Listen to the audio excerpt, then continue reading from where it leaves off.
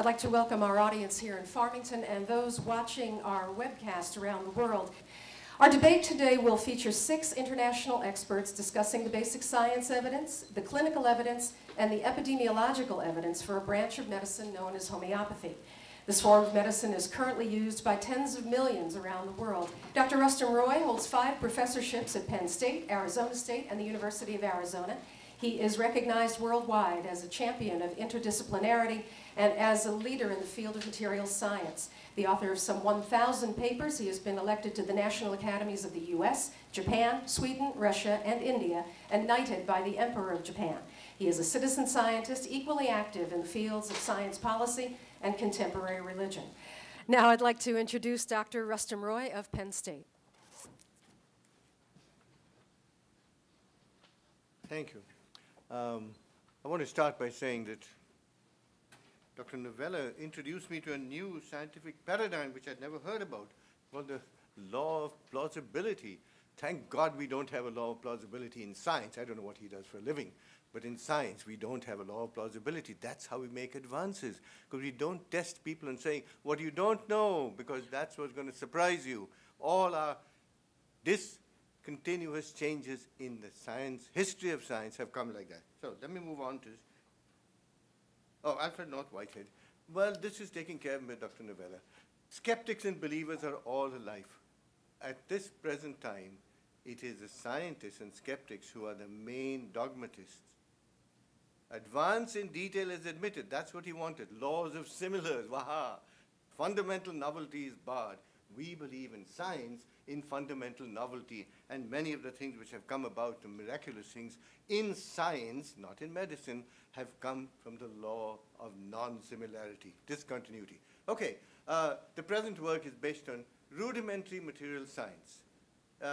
Unequivocally rejects as scientifically absurd the argument that used for decades and centuries against the feasibility of homeopathy. A homeopathic remedy cannot have any effect at all because the final water must be identical to the water used to make it. You heard it from Dr. Novella. Now, this argument has been repeated ad nauseam up to 2007, and it is totally equal to the unscientific attacks on homeopathy. A typical attitude is shown on the next one. This is from Dr. Novella. It's just water, folks. I mean, it's just water. There's no possibility within physics. Well, forget biology. I don't know why he respects physics so much. It changes all the time. And they say water retains memory. This is the functional equivalent of saying it is magic. Well, you will see the magic happen in Professor Chaplin's work and in our work. Okay, let's check out this nonsense about it's just water. Let's take it's just carbon. Wait a minute. Graphite is just carbon. The world's softest material in the world is graphite. The world's hardest material is diamond. It is just carbon. How come they're so different? So, guess what? Homeopathic waters really do have identical compositions. Composition ain't where it's at. What's different is radically different structures, radically different properties. The first law of material science is properties are controlled by structure, not by composition. Changing liquid water is nothing special. Okay, take standard material science approach to structure matter. It's the arrangement, folks. It isn't the composition. Structure means how is the stuff put together. And if I will use standard thermodynamics theory, which I've taught for 50 years, and experiments to change the possible, what phases can I change? If I can take one material, make it into another material, and that will be the kind of evidence Dr. Novella is looking for.